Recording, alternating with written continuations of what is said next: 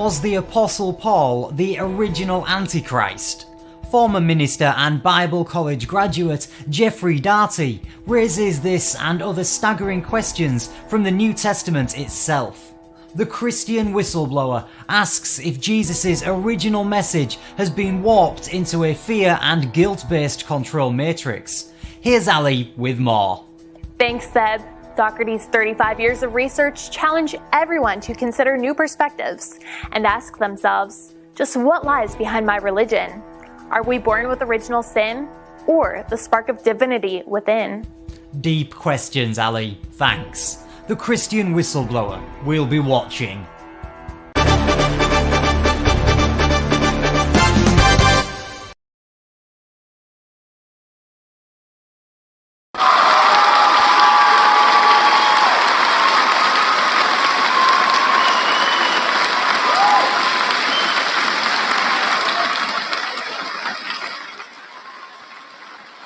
Nice to see you all. Late night in the Heartland. Great to see everybody. It has been a very interesting day, another very interesting day, ladies and gentlemen. And we have been through this for 4 years. We've been holding on. We've been keeping the faith. We've been trusting. We've been hoping. You know, those Christian people, they look for signs, even though the guy that is supposed to be the subject and object of their faith said only the wicked and the adulterous look for signs. And that's because the Christians are all, to a person, wicked and adulterous, spiritually speaking.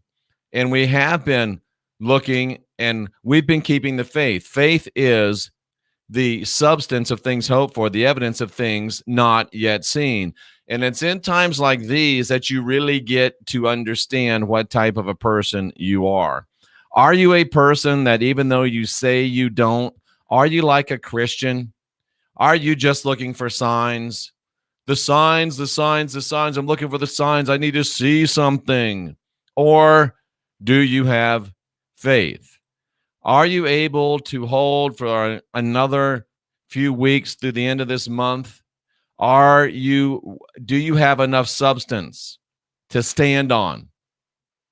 Do you have enough evidence within your heart and within your spirit of things not yet seen?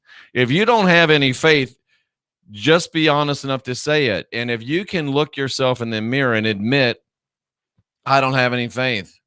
I do not have any more substance of things to hope for. I do not have any more evidence within me of things not yet seen. If you don't, well then go ahead and give up. Go ahead and give up. I hope you won't because we need you. Some of us, our backs are very, very tired from carrying your load. We need you. And I know that we all have some down times. I know that we all have to lick our wounds and take it easy for a minute and get re-energized. Take that time, but we need you back in the game. You know, when I played football and hockey for a lot of years and you get worn out, you get tired, you take a breather, you get a water, and you come back. Go ahead and take your breather. Go ahead and get your water. But we need you to come back. And if you are ready to quit, if you do throw in the towel, you are saying that I no longer have any substance to the things that I've hoped for. You're saying I no longer have any evidence left of things that are not yet seen. I've become a seeker of signs. The signs show me that it's over. Well, might I suggest that if you're going to quit because you don't see any signs and maybe you never really had faith, you were just looking for signs, maybe you were still in that Christian mindset. What I'm trying to say is that when the going gets tough, that's when the tough get going. And are you any better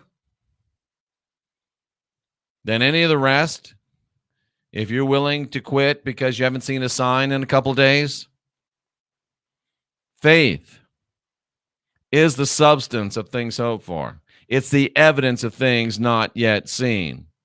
One of these days, between now and February, the time may come for us to say, okay, it's over.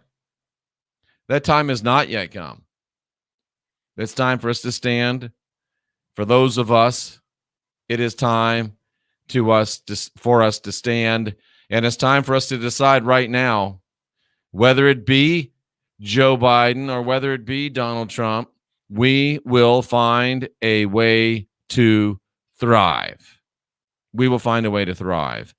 Tonight, we're going to talk about the two crosses, that the cross is the two trees. And we're talking about the tree of life and the tree of the knowledge of good and evil. Jeff, how come you're doing a religious show in the midst of this? This all goes back to religion, folks. And the problem is that you can't see that. So let's go ahead and talk about what we're going to talk about here tonight. And as we see platforms falling by the way, as we see the communist denizens that run big tech, as we see them deplatforming good people, as we see them deplatforming and taking away people's rights to free speech, I want you to know that if you ever lose me, you can find me right here at jeffreydaugherty.com. If worse comes to worse, we'll be live streaming right from here, just like we always do. We're not going anywhere. We're not going away. You can always find us on DLive, which is blockchain. It's peer-to-peer. You can find us on Library, which is the same thing. All of our recorded broadcasts are there. We're live on DLive.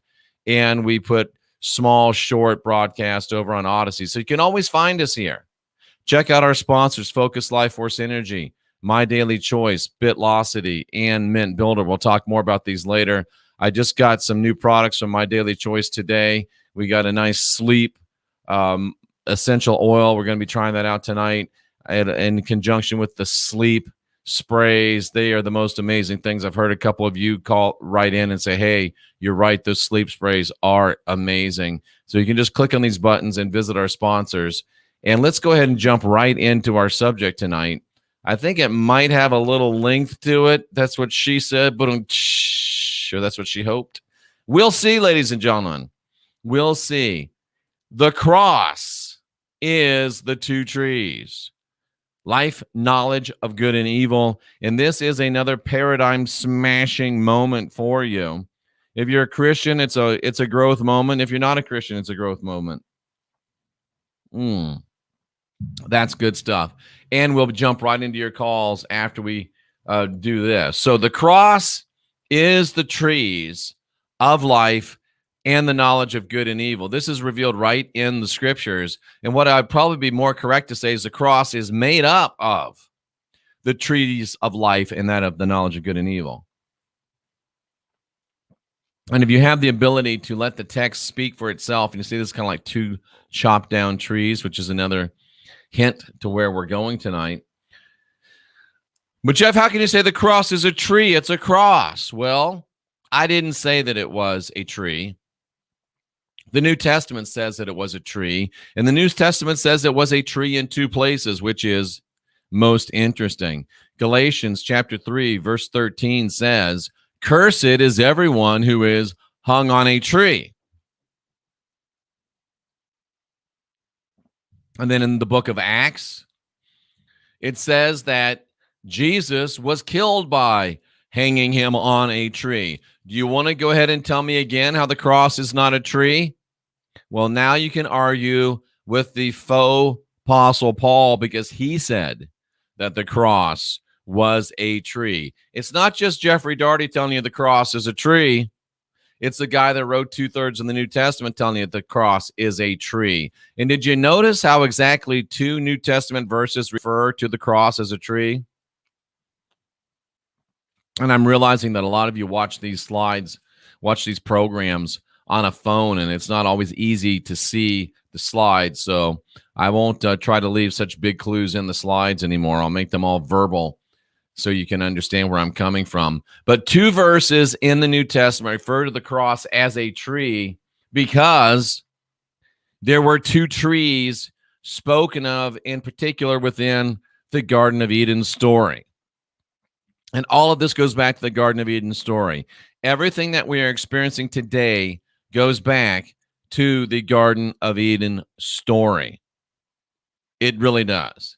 And I'll show you how that does as we continue to move forward here. And I wonder what I just shut down. I think I just shut down my StreamYard, and I hope that didn't kick me off the internet. But it might have. Let me just make sure that I didn't shut us down. I think I might have shut myself off. So I'm going to go back on here. Gonna go back on here. If I did do it, it wasn't.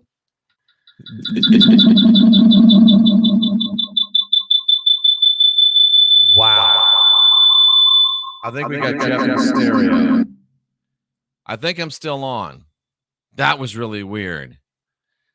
That was really weird, folks. But okay.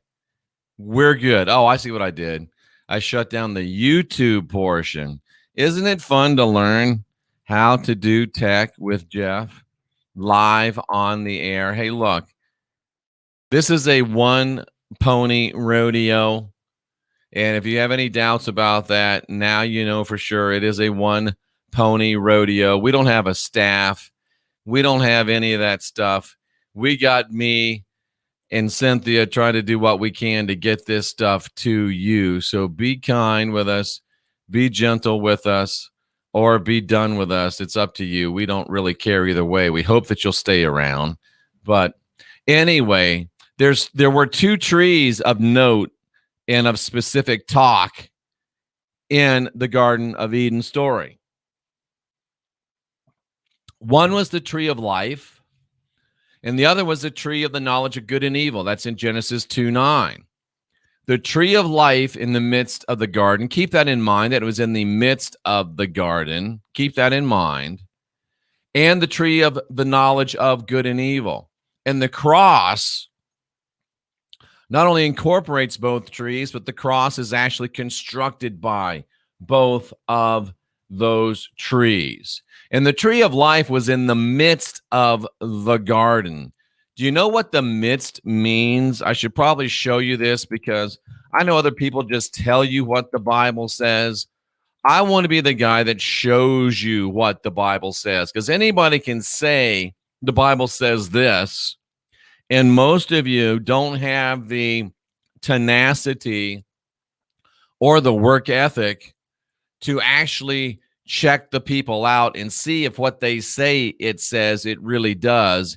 And that's a sad commentary on you. But today's the first day of the rest of your life, so you can actually change yourself. You can change yourself, and you can become better, and you can become more of a analytically minded person who will check things out and not just believe everything they're told. But in the midst of the garden, that's what we want to look at. What does the word midst mean? Well, if you go to the original word in the original language, the word midst, it's right here, middle, the midst. And it actually is, you can see it's the center, and it's important to keep these things in mind because these things are huge. It's between, it's in the center, it's in the inside, it's in the middle, it's in the middle part. And there's many big ramifications for what we're talking about here. And we might as well stop and touch on a few of them because we're talking about the cross being the two trees. And the tree of life was in the middle of the garden. Where was the Jesus character crucified? In the middle of two other thieves, right? So, and what do you invite Jesus into? Your heart, right? Which is the midst or the middle of you. But let's keep going. The middle, the internal center between two persons. And this word tree means wood, but it also means gallows, ladies and gentlemen. It means wood. It means gallows. I know I need to show that to you, and I have to explain to you because some of you don't know because you're products of public school that a gallows is a place where you hang people. A gallows is a place where you hang people. And look, we're just clicking on the word tree, and we're seeing that it means not only wood, but it means gallows. It means a framework, and it's even constructed by a carpenter. Just think of the things that they teach you about Jesus. The character Jesus, I'm here to tell you tonight, he's not real. And it's for reasons like this that you know he's not real. They tell you he was a carpenter, and that carpenters make frameworks. They say he was a carpenter, and very back at the beginning of Genesis, it says a tree, and then Paul tells you he was hung on a tree, and he's a carpenter. Do you see that it's a joke? Do you see that it's a play on words? Do you see that they are mocking you? The whole crucifixion scenario, the whole Genesis scenario is just as big a show as what you saw on January 6th in Washington, D.C. It's all choreographed. It's all planned. It's a show. And it's a show that you are irrational enough to believe is real. Some people believe the show they saw on January 6th was real. Some of you can see people dressed up like MAGA people with police letting them in and police directing them, and you can say, oh, that's fake. You know, Cynthia's daughter is young, 21, 22. She's not aware at all. She's just a 21-year-old silly girl, right? If you're watching Maggie, you know, I'm just using an analogy. But she saw the video, hadn't seen the video, and she goes, oh, that's fake. People that haven't been indoctrinated know it's fake. But she's not watching CNN and MSNBC and Fox and all of that stuff. And a person that could be objective to the Christian message would look at this and say, oh, that's fake, of course. It's a play on words. It's a carpenter. Tree has to do with carpenters. Jesus was a carpenter. The tree or gallows, what do? You hang people on gallows. What Paul just say? Said you hung him on a tree. Come on, guys. Pay attention. You're smarter than this. But you want to give the Christian channels 80, 90, 1,000, 100,000, 200,000 subscribers, and poor little old Jeff that tells you the truth, only a little under 50. What's the matter? Why can't you show me some love, ladies and gentlemen? But anyway, it has to do with the carpenter. It has to do with gallows. What happens at gallows? You get hung and you die there. You get hung there and you die there. The cross is the two trees of the garden. Let's get back to our lesson. Not that way. Come on, Jeff. I don't know why I'm making a few mistakes tonight, but that's okay. We just roll. We just roll. So, tree means wood, and it means gallows. Of life means to be alive, a living man. It speaks of divinity within. Do you see where those two things are completely contradictory? They're completely contradictory. The tree means wood. And what do you know about wood? Wood is dead. Trees are alive. Wood is dead. What do you know about gallows? Gallows hang people and kill people. But yet they're trying to say it's a tree of life. That's completely contradictory. You can't have living wood. Now, you can have linwood, but you can't have living wood. And do you know what kind of wood does not float? Natalie wood. Old joke, bad joke, but nonetheless. You can't have a tree of life because you can't have living wood. And the word tree means wood. You can't have gallows bringing life because gallows bring death. They tell you, but you won't hear. You Christian people. They tell you, but you won't hear. Cynthia says it's a terrible joke. Did Natalie Wood float or not? Thank you. And if she did, it wasn't for long. You cannot have wood of life. You cannot have living gallows. You can't have a tree of life. Hello? The cross can't be of life. The cross can be what it is, of death. Christianity is a living death, is what I'm trying to tell you. And I'm going to prove it to you. I'm going to prove it to you. Living tree or dead wood? Which one are you? You can't have living wood and you can't have living gallows. So how do you keep from becoming wood? Stay a tree. Stay alive. Stay vibrant. Stay growing. And this is one of the reasons why, even though I know it's tough, even though I know it's hard, even though I know it's been rough, you gotta keep living. You can't lay in your bed and hide under the covers and eat Pringles and have a carton of ice cream and a spoon. You can't do that now. There's no time for that, because if you start doing that, you'll never get up. You'll die. You'll die. You got to stay vibrant. You got to keep going. You got to keep growing. I know you need to take some time. Hell, it's already the 8th. Get over the 6th. It's time to get up and get going again. Stay alive. Stay vibrant. Stay growing within yourself. And life is green, right? Green is growing. Green is living. So how do you keep from becoming, if you're a tree, how do you keep from becoming wood? Stay living, stay growing, stay vibrant. I'm speaking to somebody.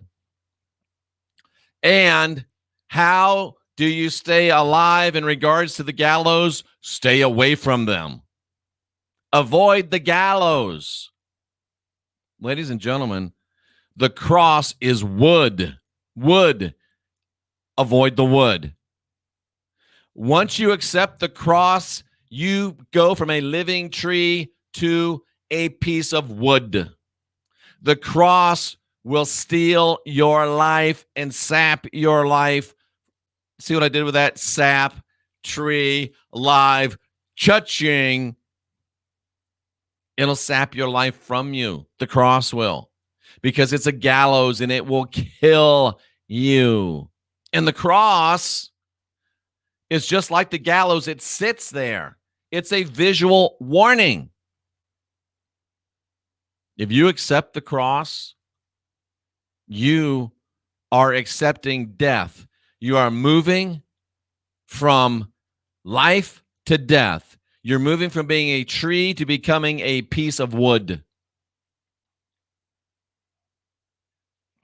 You are accepting the gallows where you will hang and die. And this is a little gallows humor. That's true. You are accepting the gallows where you will hang and die. If you accept the cross, you will die and you will be a zombie. Which incidentally is what Jesus was. He was actually a leech. He died, got out of the dead, and they're still weekend at burning him for 2,000 years. All right, what's the point? The point is that divinity was the point, and divinity is the point. It's still the issue. What do you mean, Jeff? It all goes back to the cross, killing you and killing your divinity, because the God of Christianity is a jealous God. I'm not talking bad about him. He said it himself. The Lord, whose name is jealous, is a jealous God. He says his name is jealous, ladies and gentlemen. And I want to show you what that means. That doesn't really mean that his name is jealous. Well, his mom named him that. Come on, guys. What does it mean when it says his name is jealous? Well, all you have to do is go into the actual text like I do. No one else shows you what it means. No one else shows you how to do this, because they don't want you doing this. They just want you believing them. But this is where you get these problems where I put down the wrong verse, and it's not 34:14. Oh, yes, it is. His name is jealous. So what does this mean when it says his name is jealous? Does it mean his name? No. What? Watch this. His Shem. His name, it's his byword. It's what he's known for. It's what his fame is. It's what he's famous for. It's what his memorial is. It's what he's known for. Just like I'm an asshole. I'm known as an asshole. So Jeff is an asshole, and your God of the Bible is jealous, and if you're still worshiping him, then you're stupid. Why would you worship a jealous God? You don't even want a jealous boyfriend or girlfriend. It's not fun. But the name means, what is he known as? What is he identified as? What does his actual manifestation of being depict him as? Jealous. And not only jealous, but double jealous. The Lord, whose name is jealous. This guy's so jealous that he's double jealous. Ladies, how many of you, and I know most of you make up the churches, why? Oh, maybe that's why you got boyfriends that beat you up and treat you shitty, because you're used to a God that beats you up and treats you shitty. You got daddy issues, ladies. Issues with your daddy God. Really, the issue is with the girl in the mirror, but that's not my business. That is not my business. Not my business. And the Lord said, man has become like one of us, knowing good and evil. That's the problem. The problem isn't that they ate of a tree. The problem isn't that they're going to die. His worry is that man had become like him. Man had become like him, knowing good and evil. What does that mean, knowing good and evil? Well, let's look at it and see what it says. Knowing good and evil. 3:2:4. It's not 3:24, it's 3:22, but I caught it in time, so no worries. Don't worry. I'm a professional. You're in good hands, ladies and gentlemen. So then God said, look, this guy's become like one of us, knowing good and evil. What does that mean, knowing good and evil? It means the ability to be acquainted with good and evil, the ability to acknowledge good and evil. In other words, the ability to clearly understand and to comprehend what is good and what is evil. And the last thing that this jealous punk-ass bitch God of the Bible, I'm sorry, I didn't mean to say it that way. I meant to say this jealous punk-ass little bitch of a God from the Bible, his problem is that he doesn't want you to be like him, understanding and having the ability to tell what's good and what's evil. Because if you can get a little bit of rationality in your head, or if you can retain a little bit of rationality in your head, or if you can watch me for a little bit and let me bash it into your dome, because your dome is done become empty, then you'll realize, oh man, I can understand what good is. I can understand what evil is. And this God is not good. This God says, love your neighbor as yourself until I tell you to kill him. Do you know how many times the God of the Bible has told the bitches in the Bible to go kill people? And it's one thing to go and kill men. It might be another thing to go and kill women, but to go and kill even babies? He has said more than once, dash the babies' heads against the stones. Cut the babies out of their womb. Kill them. And yet you, Christian, want to talk to me about how that's a good God. You know why? Because you're not even a tree anymore. You're not alive. You're dumb as a board. You're a piece of wood. And you're hanging on the gallows, all dead. Or you've been resurrected in your mortal body and you're walking around as a zombie. And you don't have any brains anymore. You can't think. You don't think. Because only someone that couldn't or doesn't would ever say any being that said kill babies is a good being. And not only that, what about not those babies? What about all the babies that never hear his name, or all the people that never hear his name that get thrown in the lake of fire? If he's such a good God, then why does 95% of the people that he ever made wind up burning in a lake of fire? Not burning up, but burning forever. How is that a good God? That's a dumb, stupid, lousy, little bitch of a God. Number one, if you're God and you made everybody, and wide is the way to destruction and narrow is the way to life, if 95% of what you made sucks, then you suck, God. If I made coffee cups and 95 out of 100 of them didn't hold coffee, I would suck as a coffee cup maker and you wouldn't buy coffee cups from me. But somehow this God, 95% of the people that he made, he ends up torturing forever, and somehow that's okay with you, Christian. And if you're one of the 5 coffee cups that holds coffee, if you're one of the 5% that makes it through the straight and narrow gate, you are such a filthy, horrible, rotten piece of shit individual that you will be able to kick up gold dust on Glory Avenue while billions burn and suffer and are tortured forever. What kind of a freak are you?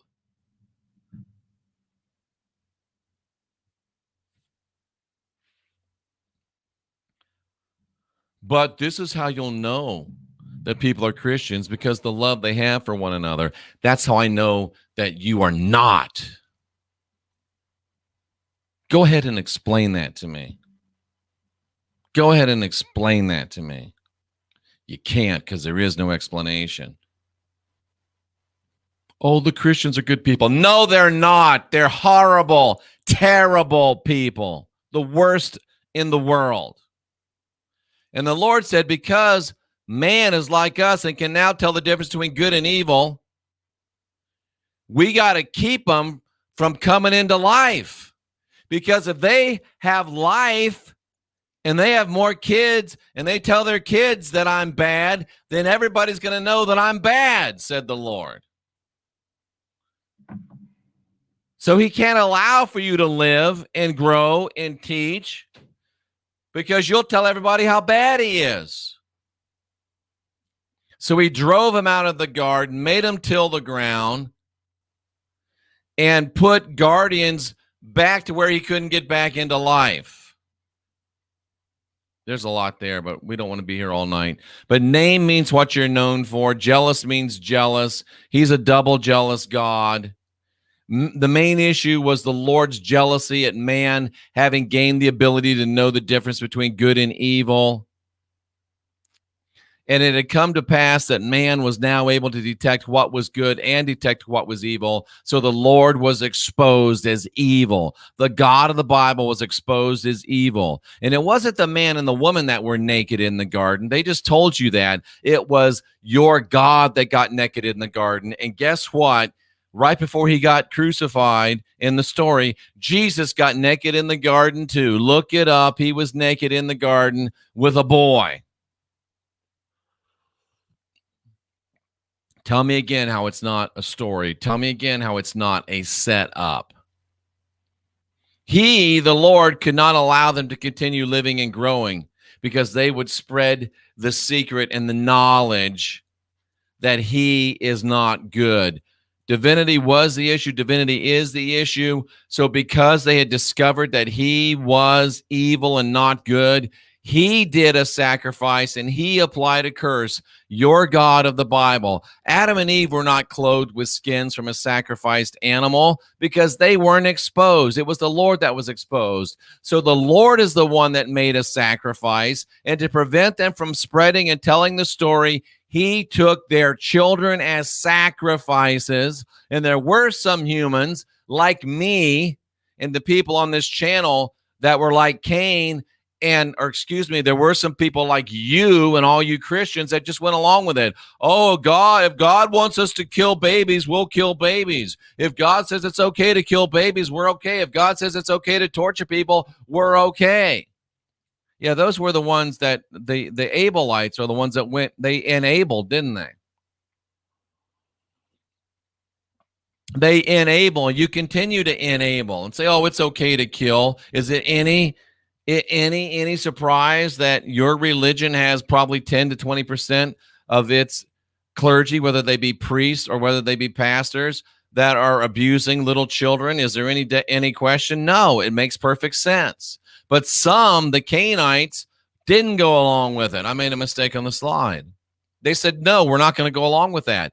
And we're still raising Cain today. We will not be quiet. We will not shut up. And I will continue to tell you that you're in a blood magic religion with a dirty little bitch-ass murderous God, and you're okay with it. So Yahweh drove the rebels from the garden. He cursed them to have to work just to be able to eat, which, by the way, was the original mark of the beast. If you can't even eat without working and being cursed and thorns and thistles from the ground, if you can't even eat, that's the original mark of the beast, which makes the Lord the original beast, and I've already proven that 100 times. Now, I've long taught that the flaming swords, which turn every way, which is what it says, he put an angel there with a whirling sword that turns each way. I've long taught that those were the chakras. And the chakras are not organic. They're not really good. They're there so that the enemy can gain entrance into your spiritual self. Remember, the tree's in the midst of the garden. Your chakras are in the midst of you. And remember, what do they say you have to invite Jesus into? You don't invite Jesus into your head. You don't invite Jesus into your spleen. You invite Jesus into your heart. And then he goes into your ass too, but you didn't ask for that. Or one of his representatives will do it.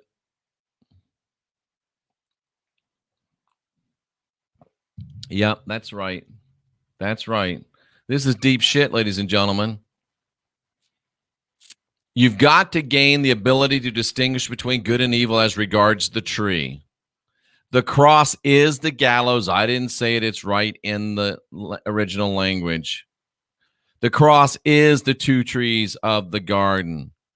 Knowledge opens our eyes to the horror of the cross and the reality of needing to avoid it to keep us living and thriving. Now, in the New Testament, it talks about the gift of discernment. Now, a lot of you people that are Christians think that, oh, I got the gift of discernment, and that sister right there, she's got a lying spirit. No, you got the gift of gossip. Discernment means, as I already showed you, the ability to tell between good and evil. The New Testament says the same thing. The ability to distinguish and judge between good spirits, obviously between what's a good spirit and what's an evil spirit. And it takes us right back to the trees, the knowledge of what's good, the knowledge of what's evil. And you are only a Christian because you're not rational enough to figure out that a God that kills babies and tortures 95, maybe 99% of the people he ever made in a lake of fire. Cynthia, will you bring me a box of matches, please, if you can? You've lost the rationality to be able to know that that's wrong. If you've got a match at home, I want you to join me in a little demonstration. I want you to join me in a little demonstration. If you've got a match at home, I got a match. I keep them in my bathroom, enough said. Watch this. I want you to take a match, just like this match. And I want you to strike. Whoops, I broke it. It'll be dramatic. It'll be a shorter demonstration. I want you to strike it. And I want you to hold that match. Keep holding that match. Keep holding it. Keep holding that match. Come on, keep holding it. Especially if you're a Christian, keep holding that match. Keep holding it. And pretty soon, ow, it's going to hurt. But you're a Christian, and you think that your God is holy and your God is love, but do you know how bad that hurt, just letting that match burn down near your finger? Now imagine being engulfed in flames forever and ever and ever without any end. Think of how that is. Think of how that is. And think of your God Your good God, your God of love that is willing to burn people forever in the lake of fire with the fire that is not quenched. Tell me again how that's a good God, and tell me again how you still have the ability to distinguish between what's good and evil, and tell me again how it's a God of love, and tell me again that you're not irrational, and tell me again that you're not a horrible person.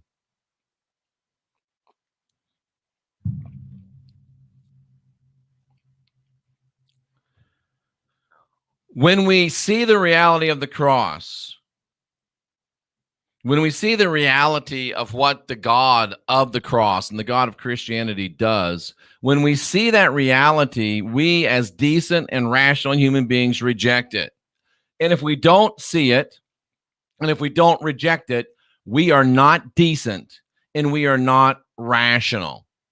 If you continue to worship the God of the Bible in any way, shape, and form, you are neither rational nor decent. You're irrational and you're indecent. By seeing the cross and avoiding the cross, we stay in the land of the living, the growing, and the thriving. We don't become boards. And the knowledge of good and evil is all about the tree, which allows us to know the difference between the two and allows us to choose and to declare to all others life. So is the cross good or evil? It's evil from start to finish. So either make the tree good and if the fruit good, or make the tree corrupt and the fruit corrupt. Every tree is known by its fruit. The fruit of Christianity is killing babies and torturing people forever. 97% of the people that's ever been created will be torched forever. That is evil. The cross is like a mustard seed that a man tossed into his garden. It grew and it became a great tree. And the birds of the air nested in its branches. I want you to know, I want you to notice what that word is. Birds of the air in Luke chapter, what is that? Chapter 13. I want you to see that because I want you to know what this is talking about. I want you to know what this is talking about. So let's look real quickly at Luke chapter 13 and verse number 19. Jeff, it just says birds. Well, really? Tell me that again after we look at this. Tell me that again after we look at this. Watch, ladies and gentlemen. There's a reason why they're called fowls, because they are emblematic of something that is foul. Watch this. And it waxed, grew big, and the fowls of the air lodged in it. What is a fowl? Oh, it's just a bird. No, what is a fowl? A fowl is a winged thing. It's from the word petomai, which means to fly. So it is the winged flying things came and took root within this cross mentality and this cross paradigm that's created. The winged things of the spiritual heavens. The winged things of the spiritual heavens, because that word, the air there, let me show you, because I don't want you to think I'm making stuff up. Oh, Daugherty said this. Well, Daugherty didn't say shit. Daugherty shows shit. It's a winged thing of what? Of the air, bitch. And watch what air means.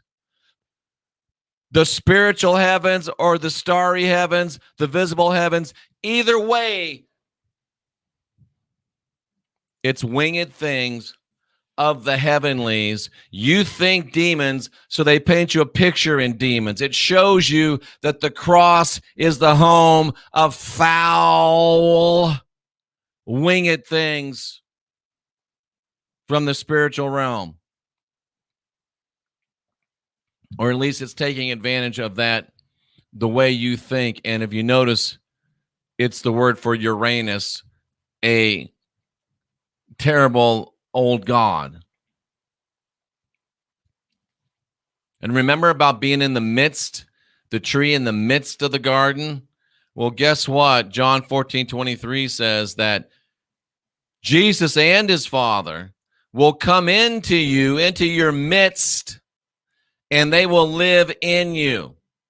You'll be possessed by Jesus and the Father. And remember, they get to bring 7 more worse than them in. So you're possessed by 16 for the price of 2. But you don't have enough rationality to determine if that's good or evil, because you're not alive anymore, because you took the cross, you hung on the gallows, and you're stumbling around like a zombie, literally living a life of death. It's no longer I that live, but Christ that lives in me. But now, ladies and gentlemen, I am in the chopping business, and business is a booming, because now the axe is laid to the root of the trees. I didn't open up the phone lines yet. Why you calling and wrecking my show? Stop it.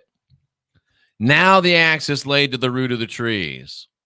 Every tree which doesn't bring forth good fruit, like the cross, is cut down and thrown into the fire. It is cut down and thrown into the fire.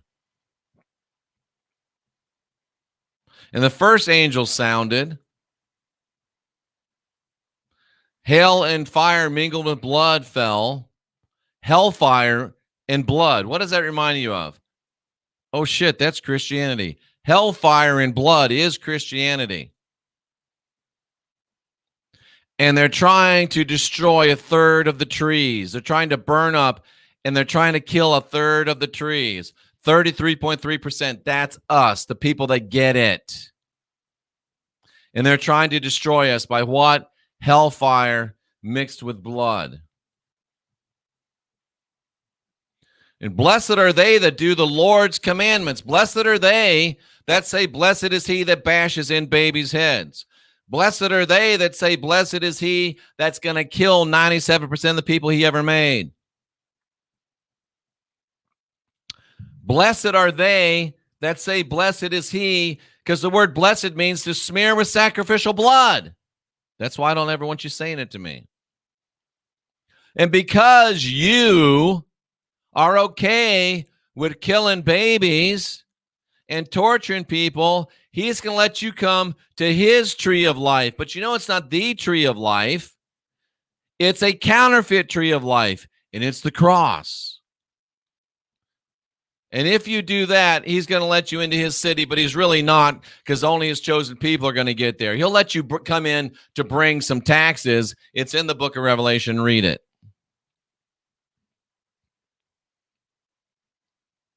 I'm not answering your call because you're trying to jump the line. I'm not going to answer it. Well, I'm going to answer it, but then I'm going to hang up on it. So don't do that. It's rude. I don't like it. Now, not only does the Lord have counterfeit tree, he's got some counterfeit branch managers. You see what I did with that? He's got a counterfeit tree, and he's got some counterfeit branch managers. 2 witnesses that'll prophesy 1,203 days, clothed in sackcloth. They're the 2 olive trees. They're fake trees. They're not the tree of knowledge of good and evil. They're not the tree of life. They're olive trees. They're fake branch managers. Fake trees, fake branch managers to keep your eyes off the 2 trees that really make a difference.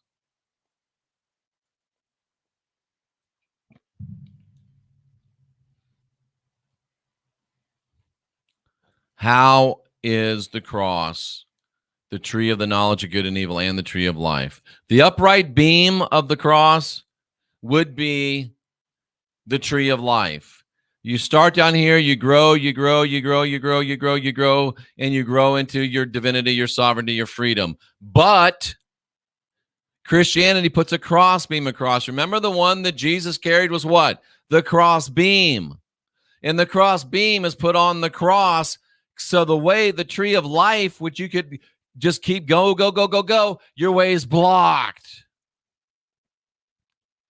That's the tree of life right there. But boom, here comes the tree of knowledge of good and evil that they don't want you to understand. And because you don't understand the tree of the knowledge of good and evil, your way is blocked on life. You can't go any higher. So what do? You get rid of the cross because your life is at stake. Ooh, I like what I did with that. Just came to me.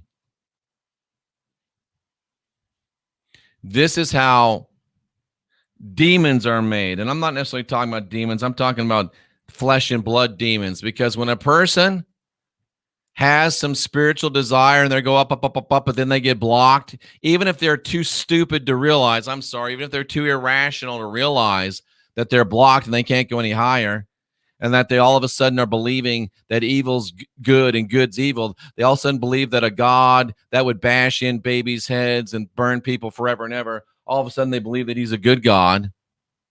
All of a sudden they believe that evil's good. Woe to you that call good evil and evil good. It's called a message to you, Mr. and Miss Irrational.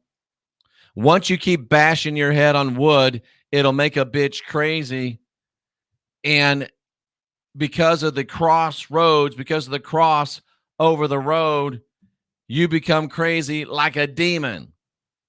When a being is repeatedly stymied in its upward movement,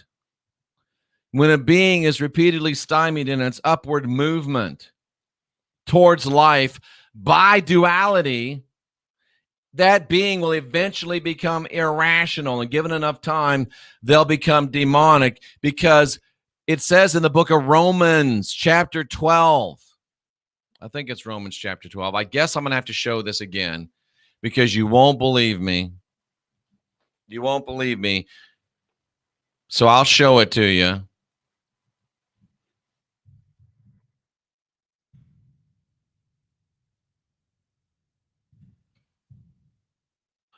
Actually, Romans chapter 8. My bad. Romans chapter 8 and verse number 11. Where'd my stuff go? Romans chapter 8, verse number 11. I'm going to show you this bash in your head. And you have seen this 1,000 times, but you've never seen this. Get ready for me to ruin the rest of your life if you're a Christian. You ready for this? Romans 8:11. We're talking about this right here. Bash, bash, bash, bash, bash. We're talking about you becoming so stymied by life after life after life of bashing your head here that you become irrational and eventually demonic. Watch this. And I'm using these terms metaphorically. Watch this. So if the same Spirit that raised Jesus from the dead, that's the Father, right, is living in you, and Jesus said he would live in you, he who raised Christ from the dead, that's the Father, right? He will also give life to your mortal bodies through his Spirit. They will live forever, Jeff. No, read the fine print. You're not being rational. What did he say he would raise from the dead? What would he give life to? Your mortal body. You got to read the fine print. What does mortal mean?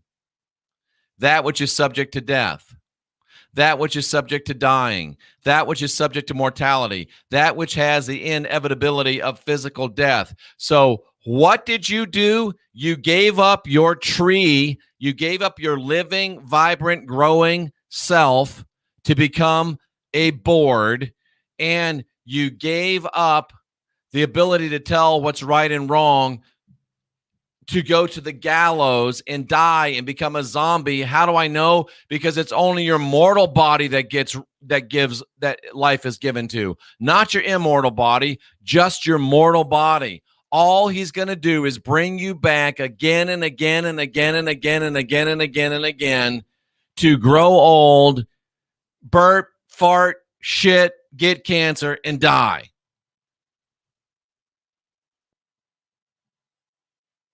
And when a being repeatedly is stymied in its upward movement towards divinity by duality, it'll eventually become irrational and it will eventually become demonic. Bang, bang, bang, bang, bang. It'll feel a lot better when you quit doing it.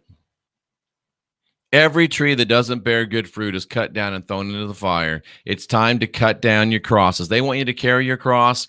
Cut that bitch down and throw it in the fire. The cross is the two trees, the tree of life and the tree of the knowledge of good and evil. And I don't care if you believe it. I don't care if you like it. Now you know, and you're responsible for it. Get out of the cube, says Stefanu. Kwai Chang Dave says, yes, it is. Over on Facebook, we got people If you watching believe over it, here I don't care if too. you like. He doesn't care, folks. He doesn't care. The Garden of Eden is a complete motherfucking lie, and I can prove it, says Terry on Facebook. And you're right, Terry. Whoa, Terry's all fired up. I like a little fired up, ladies and gentlemen. So, I would do my Hulk Hogan thing, but I just don't feel like doing it right now. But I will ask the question, what you going to do now that the truth of the scriptures is breaking out all over you? What you going to do? What you going to do now that the truth and the reality of the knowledge of good and evil is breaking out all over you? What you going to do? Well, now you could, if you want to, make a phone call.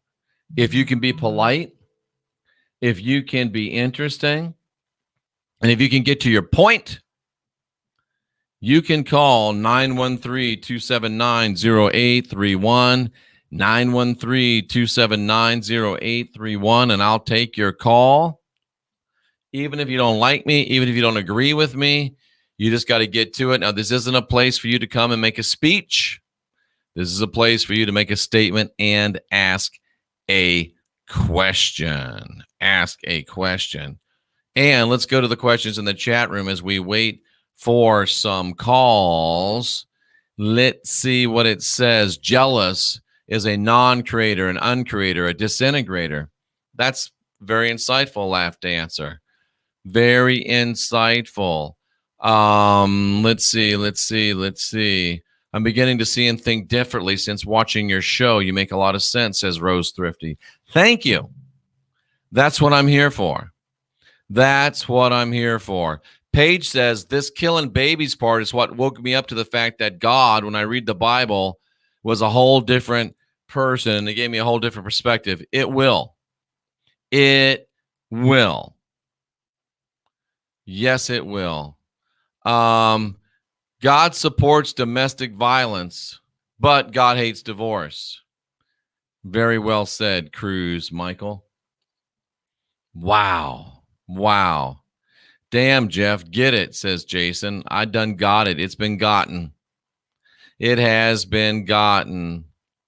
Our true creator is not this monstrosity written about in the book of shadows, a.k.a. the Bible. You're so right, Brandon. You're so right. Skywalker says the true creator is the divine feminine. Well, yes and no, because, come on, think about it, Skywalker. Can a feminine create by itself? Nope. You know, nobody likes a dick. Everybody hates a dick. But if you want to have some creation, sooner or later, there's got to be a dick. But you don't have to be a dick, but there's got to be a dick, right? So the true creator is the divine feminine, yes, but no. Because there's got to be a divine masculine and a divine feminine if you're going to have any creation. Now, you can have a lot of masturbation, but that's not going to be creation. Right? Karen says that we are of the Almighty One, and the Almighty One is in us, not that little bitch in the Bible. I added the little bitch part, but wow. There's no reasoning with the unreasonable, says Laugh Dancer. That's very, very true. Very, very true. People who molest little babies deserve a dose of hell. More than a dose, a double dose. It's late night in the Heartland. You're live with Jeffrey Daugherty. Hey, Jeff, it's me. What's up, Mr. my brother? A. Hey, not much. I just want to say I appreciate you talking about the birds. I don't think people will truly grasp what you're talking about as far as birds unless they wake up at like 4:30, 5 in the morning, and they're just out enjoying the peace and quiet. And all of a sudden, when that sun starts coming up, those birds start cawing and, doing all kinds of, you know what I'm talking about. That I do. Caw, caw, caw, and all that stuff. And so, would you make the bird noise one more time for me? No, I can't. No, but all I'm saying is that I was out one morning and I took notice of that, and I said, "Wow, these birds are quite distracting. Yeah, they're distracting. Else." And then I thought about you and the whole Ingram's thing, and I'm like, so if I was asleep and those birds were doing all this, I would have, I don't know. You know what I'm saying? It would have disturbed my sleep. That's all I'm saying. So, birds can be disturbing when the sun's coming up. That's all I'm saying. I'm glad you mentioned about it, and I'm going to be headed off. All right. And, thank you for taking my call, man. I appreciate it. We might even say that birds sometimes will give you a warning when the sun's coming up. So you got to be smart as a bird. Maybe that's why the early bird gets the worm. I don't know. Maybe that's why the early bird gets the worm. Run away from the cross, says Juan Galvez. The cross guard of a sword is for blocking. And what is the word of God? It's like a sword, right? See, boom, boom, boom, boom.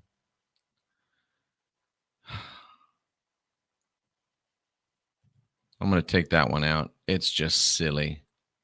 Michael loves this show, or Michelle loves this show. That was kind of funny when you think about it, because Michael and Michelle, we know about that from somewhere, don't we? The cross is only good for firewood. Burn that bitch.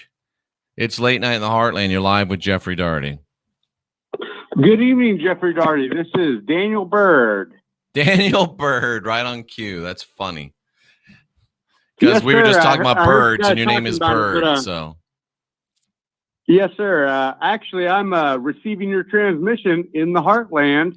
excellent. Met you at Improv Kansas City for a Sam Tripoli show one time. Excellent. Nice to hear you again. Yes, sir. So I have a completely off-topic question to ask you. Well, you get to make the topics on this show, so there is nothing off topic except for me, because I want to say thank you to Greg Baker for the $25 Super Pal chat. But back to you.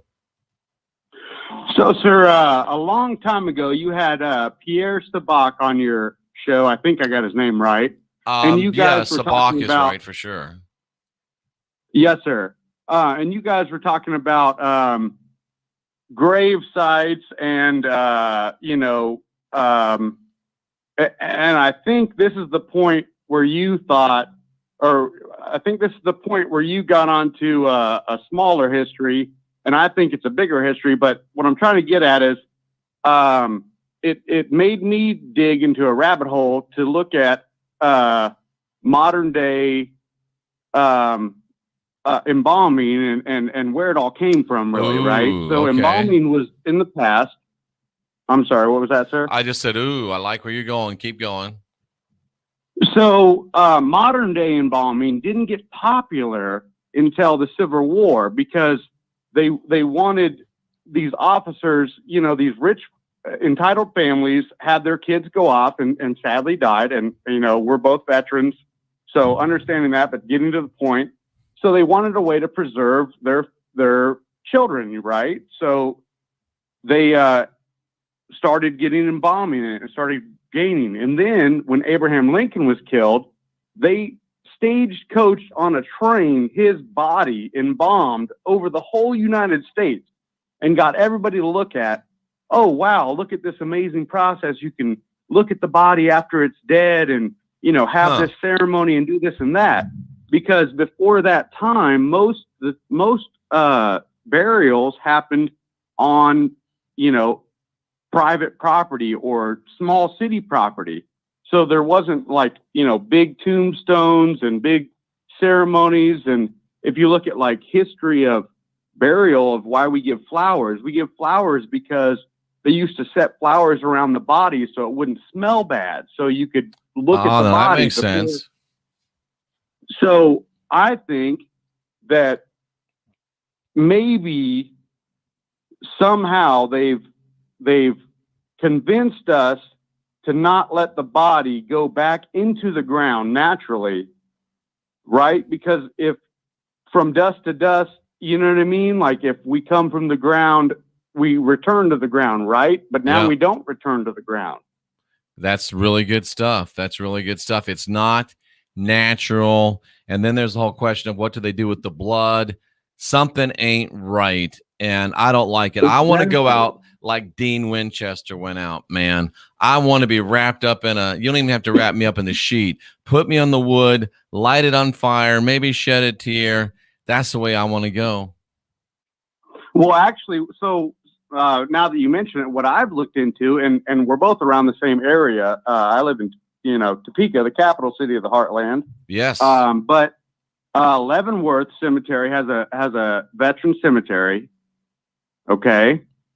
And it's beautiful. If you ever go to Leavenworth, it's beautiful. But anyway, you can go there and you can get a casket that is biodegradable and you can get buried without getting embalmed. And I think that's the best option. Well, it's not as cool as getting burned like Dean Winchester on top of a bonfire, but it's a close second. You know what? I am going to look into that. I appreciate you letting me know about that. That makes a lot of damn sense. It's Late Night in the Heartland. You're live with Jeffrey Daugherty. You're live with Jeffrey Daugherty. Let's try another one. They must have bailed on me. And then here we go. This is the Christian mindset. Yeah, but isn't burning your body bad? No, that's the Judeo-Christian trap mindset. They're trying to trap you here. Death is big business, ladies and gentlemen. Death is big business. Can't they say they cremated someone? And yeah, well, they could. But that's why I'm saying put me on a bonfire. Burn me up. That's all I'm looking for, and that's all I want. Brighteon is out with a very interesting story here. And Brighteon, I hope they're good. I've heard they're doing a little bit of censoring, but at any rate, Brighteon has a headline here from Brighteon that says, Trump fighting from a secure location did not concede. Let's just read this a little bit. Following Wednesday's faux banner storming of the Capitol building, and we'll get back to it in between calls. It's Late Night in the Heartland. You're live with Jeffrey Daugherty. Hey, Jeffrey. Catherine in Ohio. Hey, Catherine. What's up? Wow, you just keep knocking it out of the park. Where do you get it? I'm trying, man. I'm trying. It's a lot of work and some it's not revelation, but it's realization. It just hits you, you know. Mm-hmm. I'm fortunate to be able to do what I do 24/7, we're 365. Fortunate you do it. So thank you. What's on your mind? Yeah. Hey, I was thinking with this embalming nonsense. Wow, that would just probably make some DNA available for cloning. Ooh, yes. Black magic or other nefarious things to do with corpses. What do they exactly? Did you ever see Sam Kinison do that bit about the guy that died? And he's like, well, I'm dead. You know, at least the worst is over. And all of a sudden he was attacked by a roving band of homosexual necrophiliacs. And he's laying there on the slab and Yeah, you can imagine the rest of it. Wow, Sam Kinison was wild. He was Oh wild. my gosh. Well, I mean, that's all I had to say. I just thought I'd throw What it do they out do with the there. I blood, mean, Catherine? Where's all the blood go? oh, I mean, I'm sure it's going towards, probably some vampires, Yeah. I mean, And what else did you making mention? adrenochrome. I mean, I bet when you die, you're really scared and it turns your blood into Oh, delicious. yeah. I'll bet it's just Yeah. like a smorgasbord. Mm-hmm. Catherine. Plus, also, transference of consciousness is something Ooh. that the Egyptians talked about in the Book of the Dead, Yep. the Egyptian Book of the Dead. And yeah, I mean, it's just, when I look at Biyama, he looks a lot like some guy from back then. He Huh? does look like some guy from back then. Mm-hmm. All right. Well, hey, great show. Have a good night, guys. Thank you, Catherine. I appreciate it. Bye-bye. That was a good call, man. That was a really good call. And I forgot to take my break. We'll get it here in a minute. It's Late Night in the Heartland. You're live with Jeffrey Daugherty. Hey, yo, Jeff. Yes. Hello? Hello. You're live. Go ahead. Yeah, I got a question. So, like the movie Troy. The movie with what? Tom Cruise. Like the movie Troy. The movie Troy with Tom Cruise. He said the gods envy us. You mean Brad Pitt? Brad Pitt. The gods envy us. Ooh, I like that. I remember that. And do you think that's true? I'm asking you. I think it's true. The gods do envy us. I mean, the God of the Bible said he was jealous. Why would he be jealous of us? Don't you have to envy before you can be jealous? He's jealous of us. Why do you think the God of the Bible is jealous of us? So do that make us the immortals? I think it does. And they're mortal, Or at least vice versa? At least it gives us the potential of becoming immortals and the potential of becoming better than the gods that we came from. And didn't somewhere in this script, didn't the Jesus character say, these things that I've done and even greater things shall you do? They do envy us, and we can be better. Thank you for the call. That was a good one. It's Late Night in the Heartland. You're live with Jeffrey Daugherty. Oh, I'm sorry. Thank you, and thanks for calling. I thought I made a smooth transition, but I didn't. It's Late Night in the Heartland. You're live with Jeffrey Daugherty. Yes, Jeff. This is Mario here. Hi, Mario. Hey, about burning the bodies, I think the Magi's might have been Zoroastric priests. Zoroastrism. Maybe. They put the body on a tower and they set them on fire, and they let those elements go into the heavens. That's what we need to do.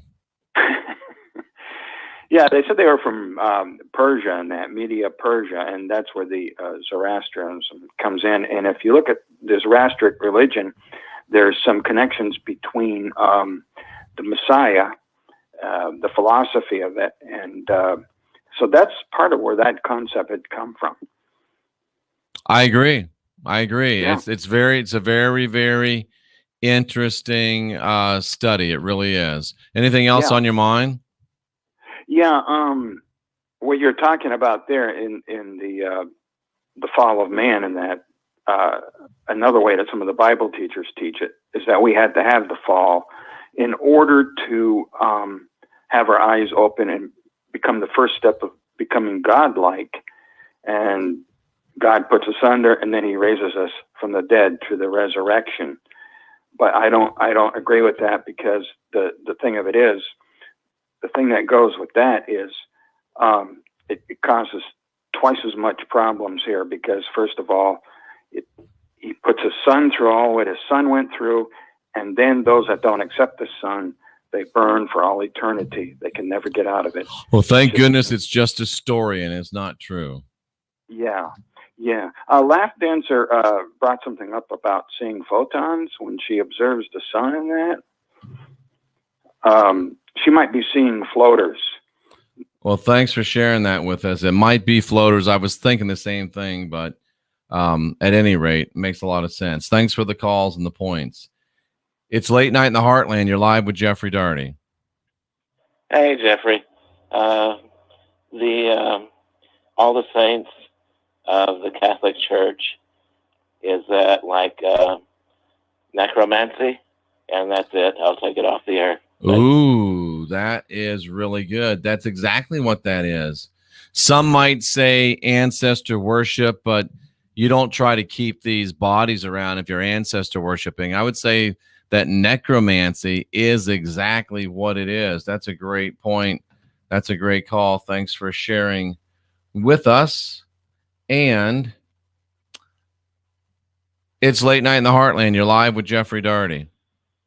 Hey, Jeff, I wanted to call and talk about another ancient sigil that is found in many cultures across the world throughout time. Okay. That of the swastika. Yeah. Yeah, that is a very important symbol. I mean, we've seen so many different civilizations and cultures, even all the way back to the Aztecs, being one of like the first civilizations where we've observed this sigil, and it's like an ancient peace sign that I think a lot of people have embraced, and I think that's what Aryan ideals really are, is striving toward greatness and community. I agree. Yes, absolutely. I wanted to call in because that is one symbol that has a cross in it, but it's a equally divided one as opposed to the imagery of the javelin through the neck. Oh, that's a good point too. That's what I think it looks like. I mean, think about how the character in the story was stabbed in the side with a spear.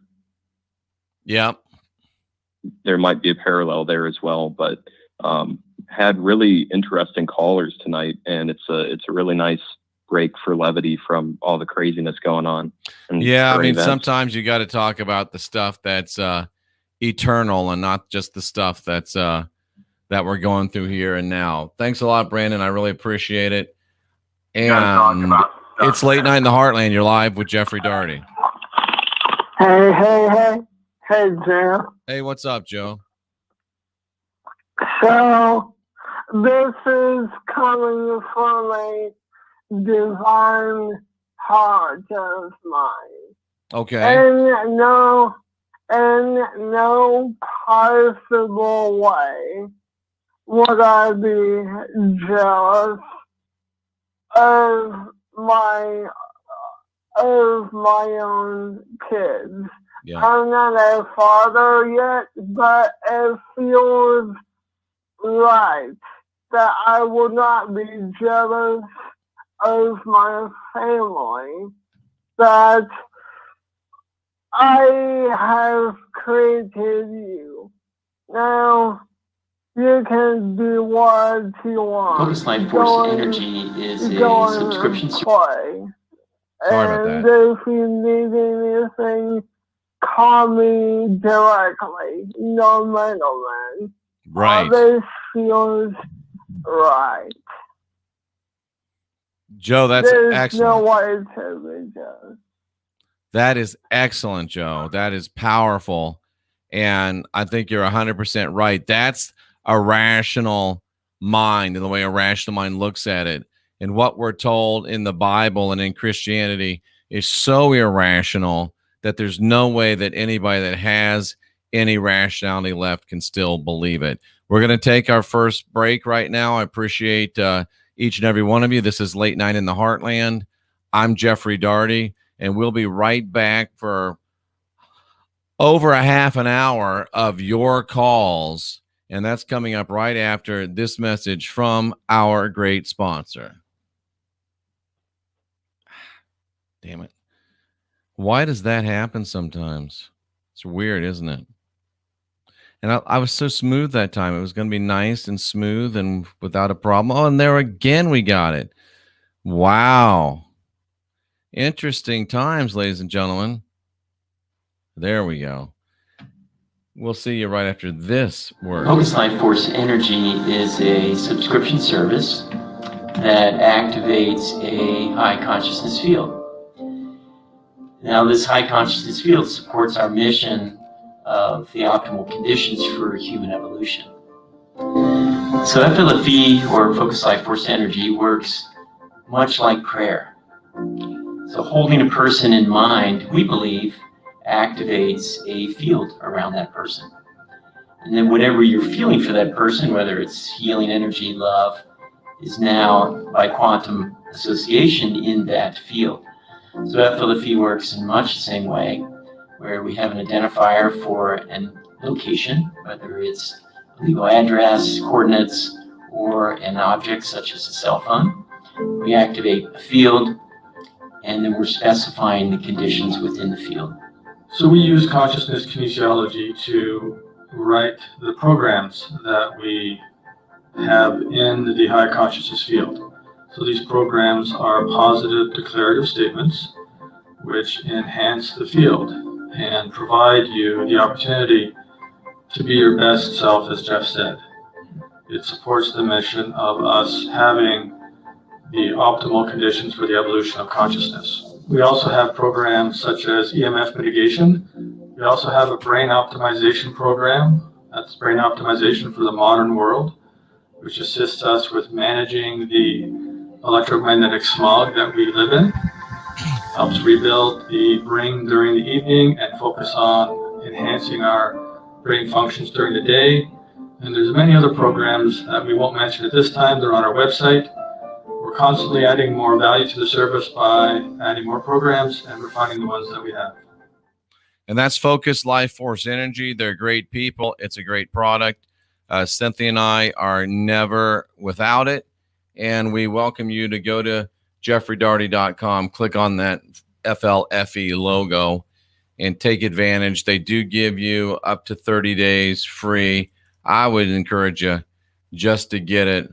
It's a great product, and it will make your life better. There's no doubt about it. It's Late Night in the Heartland. You're live with Jeffrey Daugherty. Hey, Jeff. How you doing? Doing great. What's up? Hey, long-time listener, and just wanted to say thank you for everything you've done. Thank you. Waking me up. And hey, I had a Rod question for you. All right. I've been wanting to do this forever. Is Trump responsible for the exposure of Tartaria?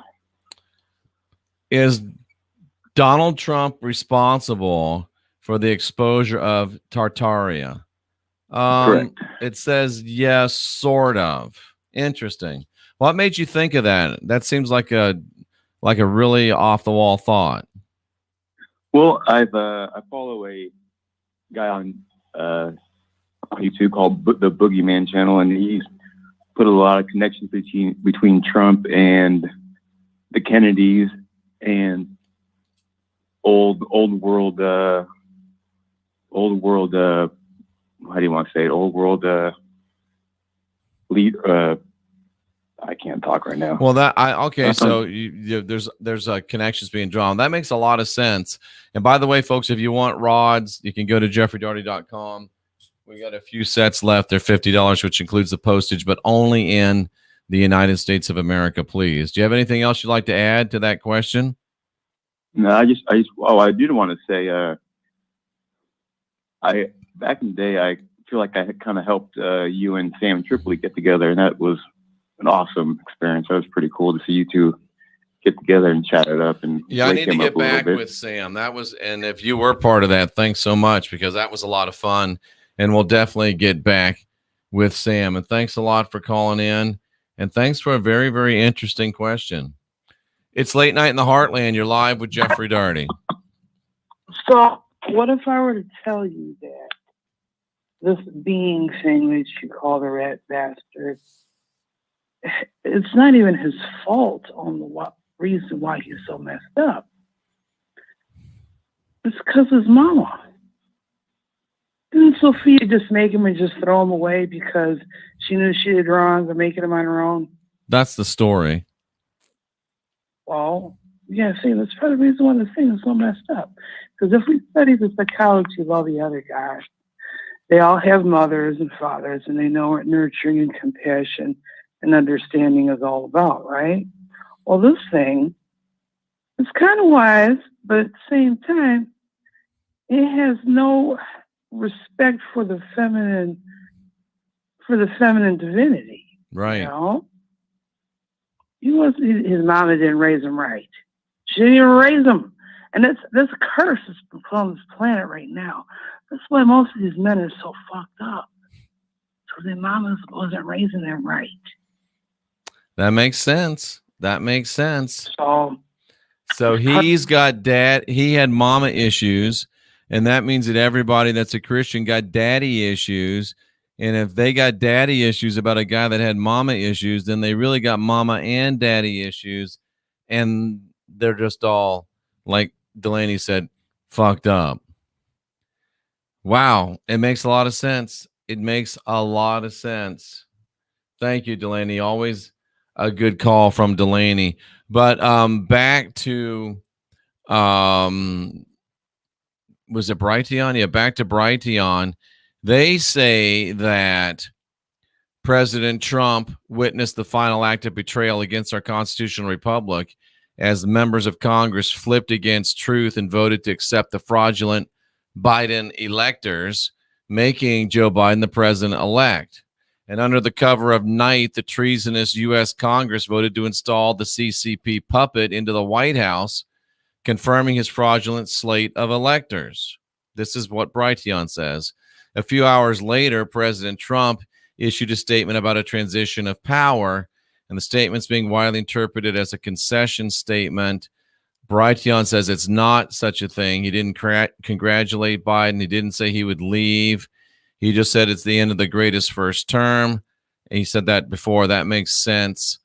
Interesting stuff, ladies and gentlemen. Interesting speculation. And I find myself wondering if perhaps, and this is just speculation, is it possible that President Trump might be preparing for a transition to a new administration that may not necessarily include him, or at least not for very long? What if President Trump has decided that, and I'm just speculating, what if President Trump has decided that he has done all he can do and that he's become too much of a lightning rod, too much of a distraction, and maybe he is going to get rid of the current vice president, bring in another vice president, and then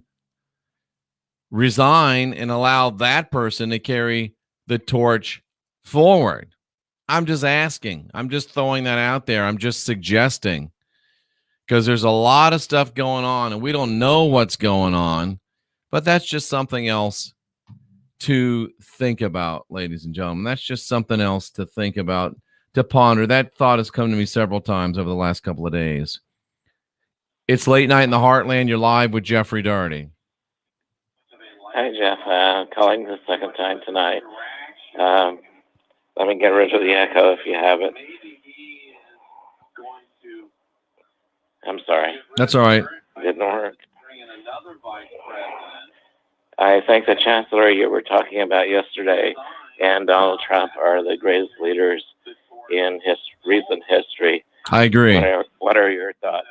I agree. I'm gonna go ahead and mute you because of the echo, but I agree with you 100% that the German chancellor that we spoke of yesterday, and the Tracy says that the incumbents won't be allowed to run in the new election. That would be such a great idea. It would wipe the slate clean. We'll talk about that after this call, but I think that is absolutely true, that the German chancellor spoken of yesterday and Donald Trump are the greatest leaders in modern times, and they both are of the same archetype. They're both of the same nationalistic fervor and desire, the same desire for America first, if you will. So, yeah, I agree with you 100%. And let's kind of move into this idea about there being, I think that would be beautiful. That would be beautiful if we could I don't think that they should do it, but it would still work if they brought in and said, let's do a whole wipe the slate clean, no incumbents, a brand new election.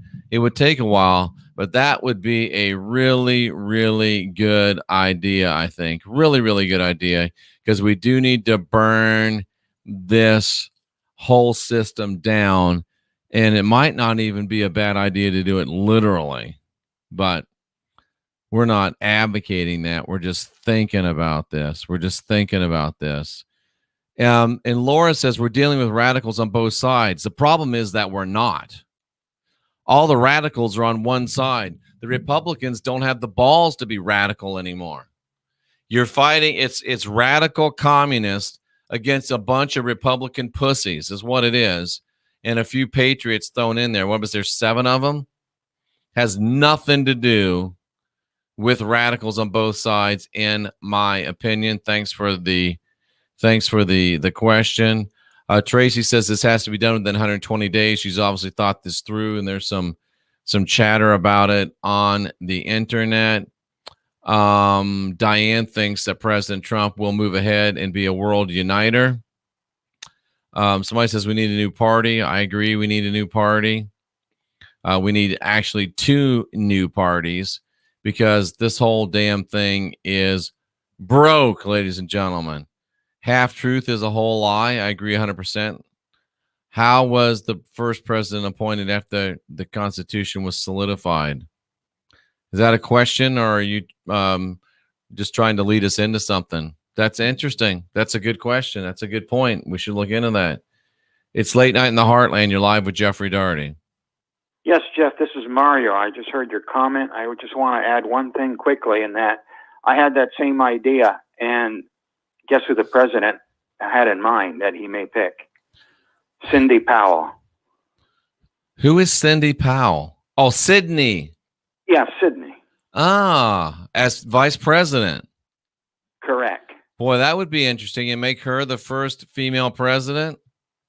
Oh, yeah, she's a real pistol. We could do a lot worse.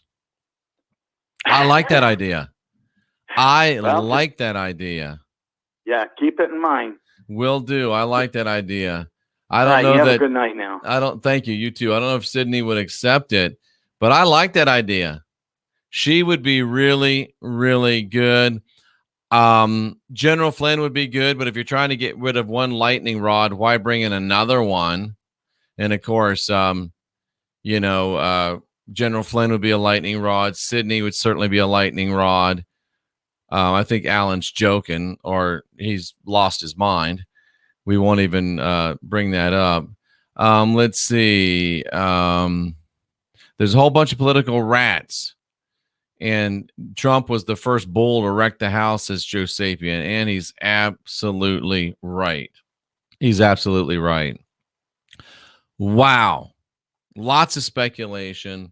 Lots of things to think about. Lots of ways that we could go. But the first thing we have to do is keep hope. And we have to keep our heads, ladies and gentlemen. We can't start doing stupid stuff, or even saying stupid stuff, but it's a miracle because NPR it's a picture on, I think it's a tweet, but Marisa Penaloza said the Trump supporters stormed the U.S. Capitol, clashed with police a full hour plus before it happened. Amazing, ladies and gentlemen, the prescience of the American media. It's Late Night in the Heartland. You're live with Jeffrey Daugherty. Hey, Jeff, this is Steven. Hey, Steven, what's going on? Just a good feeling I'm having right now. What if Pence was sent in to help the Congress complete the crime, but Trump said of FF to Congress, showing false anger so they could let their guard down? You know what? I'm not sure where I'm going with that quite fully, but I believe it just feels like that Trump is trying to send Pence back to Indiana as they completed the crime. You know, that's a good point. And we talked about that last night. Did Pence go out there just to and do what he did in order to expose all of the rats? Because now we know who every single rat is. There's no speculation. There's no doubt. There's no question. We know who all the rats are. Maybe Pence did sacrifice himself, or maybe Pence was sacrificed because they have some evidence on him. But regardless, it could be argued that Pence was trotted out there to do what he did. And what he did definitely expose all of the rats. And I'm interested to see, and I gotta say this, because I remember back some months ago, I said that both Donald Trump and Joe Biden would not be at the inauguration. And I'm right on two ways. Number one, Trump said he wasn't going to go to the inauguration. So I was right. One of them won't be there.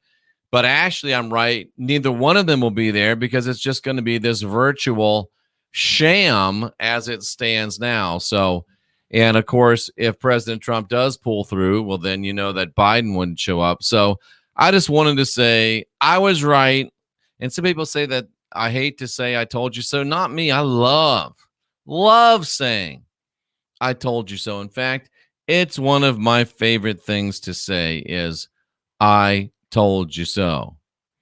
And yeah, a lot of people don't like Pence. Again, I didn't get the heebies from him, but it is what it is.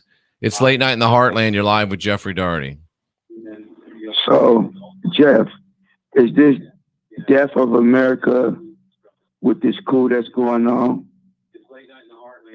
Is it? Are you asking me? I think it's either going to be the rebirth of the American Republic, bigger, better, stronger than it's ever been, or it will be the death of the ideal of Jeffersonian Republican government in the world. Because, I mean, and I don't think it's going to happen, but if it did happen and Biden does become president, it's all downhill from here. And then our focus turns from trying to save the republic just into trying to grow ourselves and maintain our divinity and grow our sovereignty and our freedom as much as we can in the time left, and hope that perhaps elements within the military get tired of it and decide to throw off the communist dictatorship, because we can't do it ourselves. We're not in the place, I don't care how many guns we have, to go up against the government. We just can't do it. We can't go up against the American military. And the only way that any change comes is if it comes through the military. So is it the death of America? Could be. Is it the birth of America? Could be. Could be. Could be. I got a note from a person that I won't say who they were, but they say that, and I'll quote, "My wife and I were in D.C. for the rally. We enjoyed the day, and around 12:30, we headed away from the main group that was listening to the president. We were listening on our phone and making our way to the Capitol because we heard murmurings of an event after the speech to take place there. We traveled down the right side as we made our way past the Air and Space Museum, and we encountered a kind of a courtyard, and you look down into it from the ground surface where modern art type sculptures are. His wife wanted to look around in there, but all the entrances were closed, even though it appeared there were 20 or 30 rally members in there. As we peered in, my wife said, how did they get in, and why does it look like they're changing clothes? Well, we moved on and decided to head for the hotel because his knee was hurting. But on returning to the hotel about an hour and a half later, they watched the events unfold at the Capitol, and later they surmised that they might have actually witnessed the implanted troublemakers changing into their Trump gear and heading down to the Capitol, because the timing would be right. Very, very, very interesting stuff. Very, very interesting stuff. I appreciate it. I like it. Tracy, what is the interesting thought that you just had? What's the interesting thought you just had? I'll continue to go on with some of these other interesting thoughts. We talked about tunnels last night, and Colleen reminds us that the Knights Templar were masters at building tunnels, and some of these tunnels under Washington and other places may be much older than we think, and that the Knights Templar may, in fact, have made it to America. It's late night in the Heartland. You're live with Jeffrey Daugherty. Hey, Jeff, I wanted to call in with a really interesting thought. I think that because the terror organization Antifa said a few days ago that they were planning on dressing up as agent provocateurs, yep. I think U.S. intelligence picked up on that, and Trump knew that they were going to do that. So what if he allowed that to happen as a smokescreen for another team to come in and take Nancy Pelosi's laptop as well as other evidence for building a case, and then using that as a cover-up, letting the faux banner take place? That's interesting. That's really interesting. Because there were reports of people that looked like they were federal agents in the building as protesters were getting to the doors to try to break in. People saw another team moving. Really interesting. They anticipated the breach of the building by these fakers, basically, and they wanted to use that again as a cover-up for the actual op, and that's maybe why Trump ended up in Abilene. Interesting. So that he could distance himself from it. Interesting. Very possible. Very possible. Yes. That's good stuff. That's good stuff. And over on DLive, we're getting information that Nancy Pelosi called Mike Pence. He left her on hold for 25 minutes, and then he wouldn't take her call. And I don't know if it's a joke, but he said she was calling to enact the 25th Amendment. I don't know, in the 25s. I wonder if that was a joke as I started reading it. But very interesting nonetheless if she did call and got kept on hold. Putin and Trump are on the same level. I agree 100%. Nancy, I mean, yeah, are they? But if they knew, my only question on that is if they knew, if it was staged, and they did know that it was going to be done, thinking of Pelosi and them, why would they leave their laptops out and accessible? Why would they leave their laptops out and accessible? And Tracy Dyer is reporting that it is true. He did leave her on hold for 25 minutes before she was told that he wasn't available. I love that. That is really, really good stuff. We're hearing that Lynn Wood dropped some information on that. I don't know if Lynn Wood is crazy, but every now and then he does come up with some good information for sure. And yeah, Kathy heard that over on Facebook, laughed like hell. They're insane for trying the 25th Amendment. I agree 100%. I don't think it would work, Steve. It is interesting. It is interesting. So then you go back and you say, is this why the Capitol Police were letting them in? You know, conventional conservative wisdom is that the Capitol let them in because the Capitol Police were bought and paid for, complicit with D.C., the D.C. deep state, or you can say that they let them in because they had to let that happen. You know, nobody knew that person was going to get shot if they really got shot. Wow. Really, really, really interesting. Really, really interesting. Powerful stuff. They're trying an impeachment again. Nancy says she's going to impeach. Very, very interesting stuff. Very, very interesting stuff. Lots of great speculation. And wow, it just gets better and better and better. It is something to think about. Looking on Facebook. Somebody says, are they safe for pets? Is what safe for pets? Focus Life Force Energy is great for pets. McConnell said impeach. Well, he's a traitor. We know where he belongs. It's not a joke, says Mini Horse Love. I got that. I didn't even know Jeff was on D Live. Well, now you know any word. I'm here. I love D Live. I think that's the future because I don't like YouTube, but we're kind of forced to stay here because we have such great reach here. But hopefully we can transfer that over to D Live as well. Christian Les says, why impeach if they think they've already won? That's a great point. And why I was trying to talk to Cynthia about this today too. Why? And Ima says, my cat with chronic kidney disease has improved and done wonderfully with FLFE, and they will. It's great. It's great. Why, if they think that Trump is done and Trump is over and it's all, nothing to worry about from President Trump, then why are they still trying to impeach him? Why are they still blocking him from Twitter? Why are they still blocking him from Facebook? Why are they trying to keep him from communicating with the people? Why?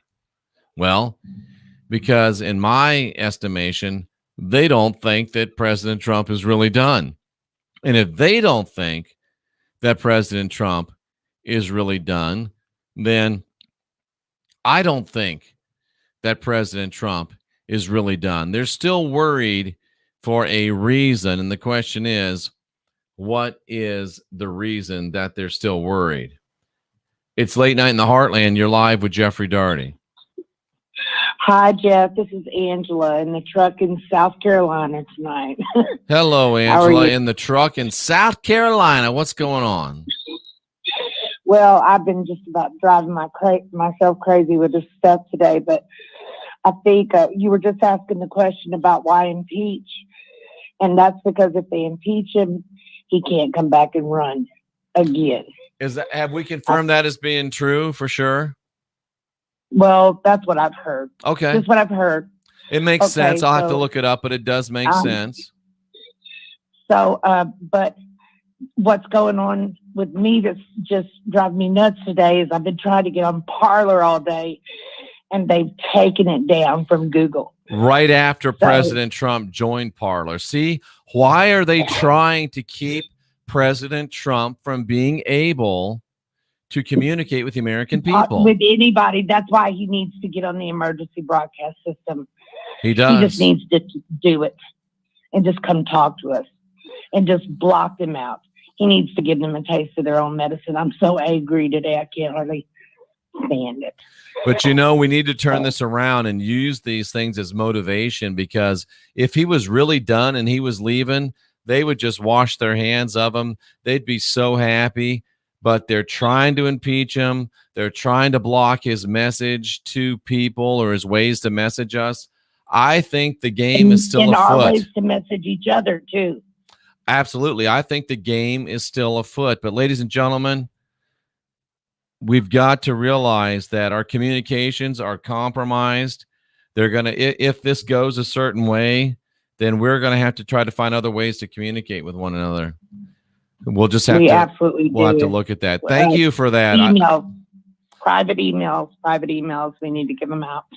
I think that you just made a great point, and I think that we can use that to help us take heart and not be overwhelmed and not be worried, because it shows that the game is still afoot. Absolutely.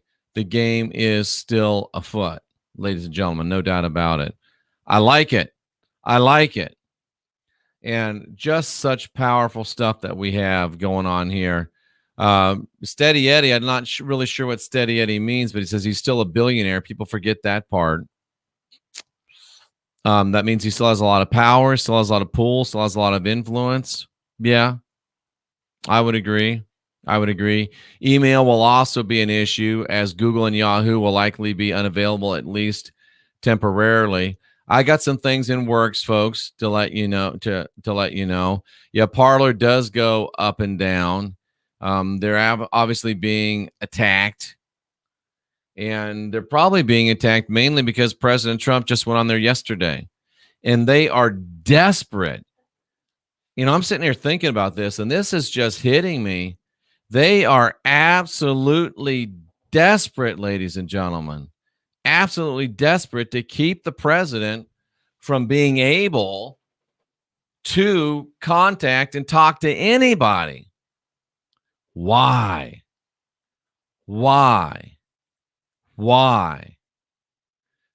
There's got to be a reason, ladies and gentlemen. There's got to be a reason why they're trying to make sure that he doesn't have access to the people. It's late night in the Heartland. You're live with Jeffrey Daugherty.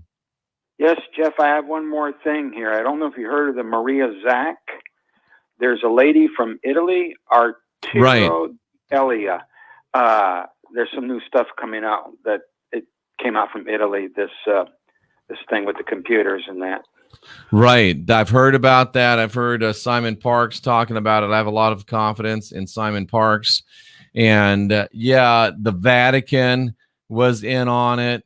And we're not going to talk about it. I'm getting a warning not to talk about that. That may be one of the things that we're not supposed to talk about. So we'll go ahead and put that on kibosh. But I like pizza. I can't eat pizza anymore, but I like pizza.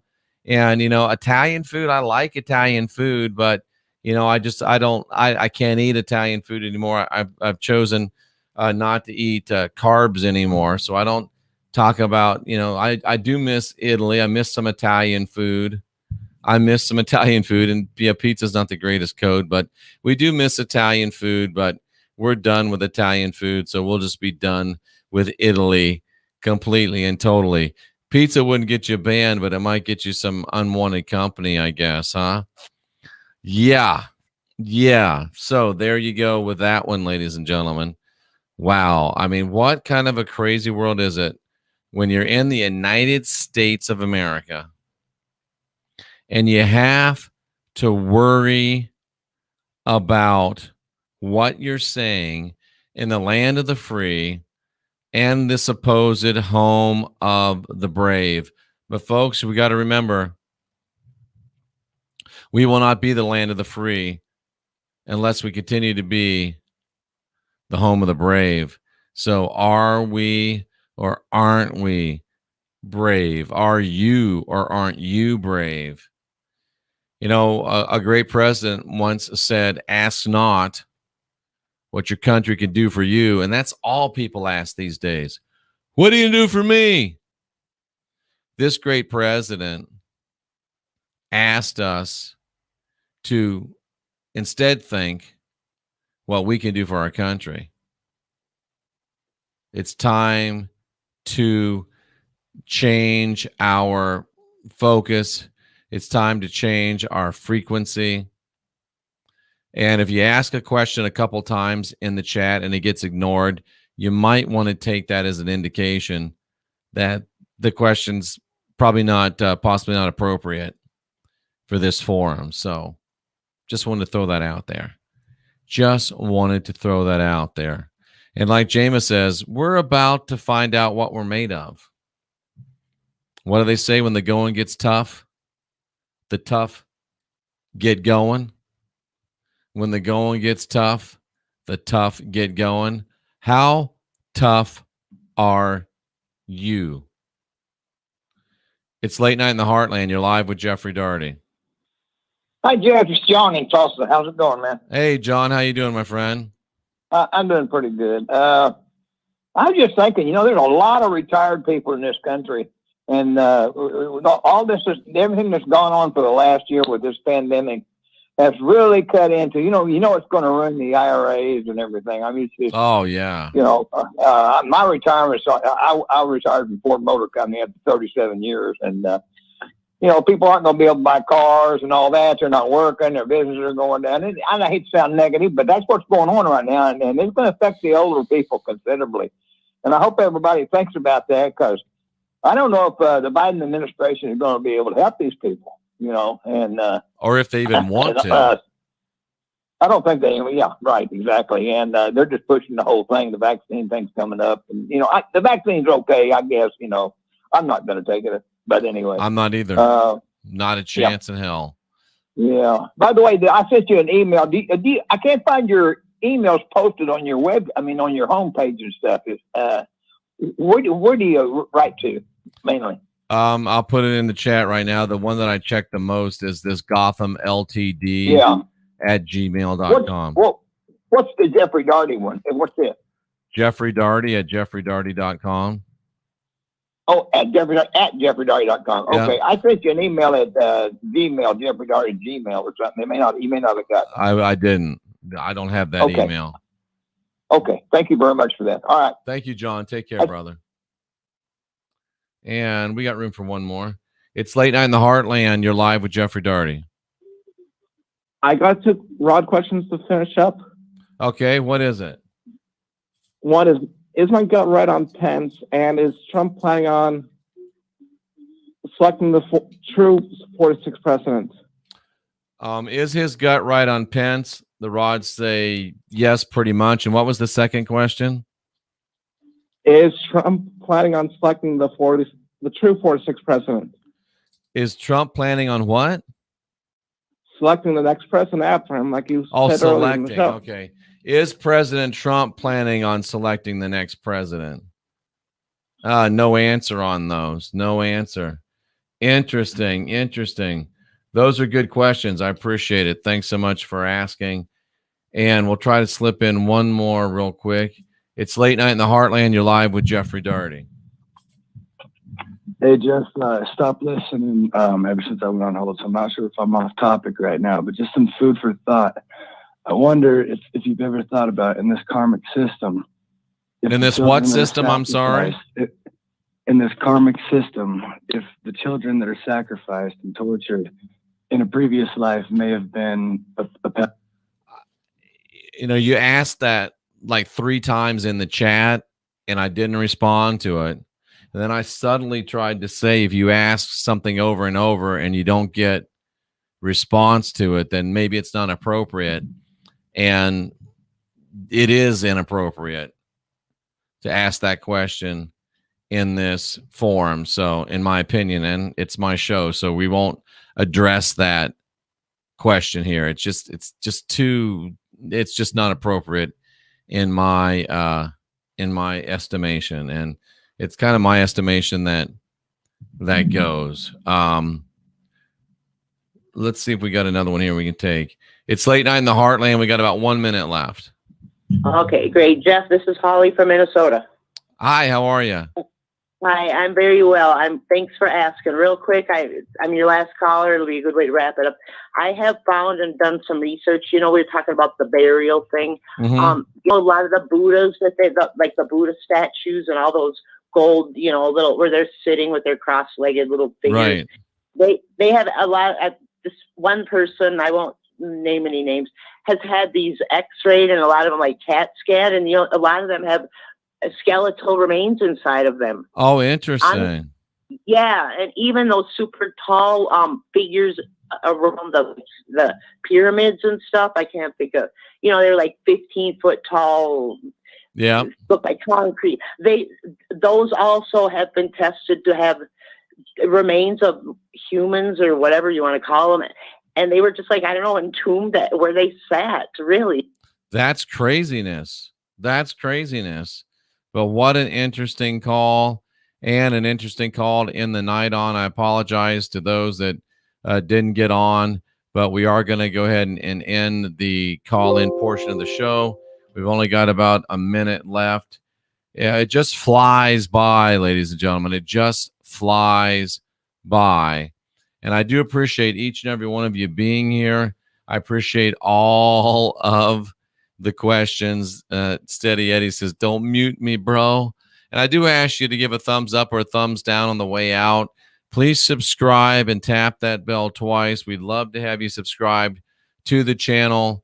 We appreciate you very, very much. We're here every night, Monday through Friday, and we start at 10 p.m. Central Time, and we go straight on through till midnight.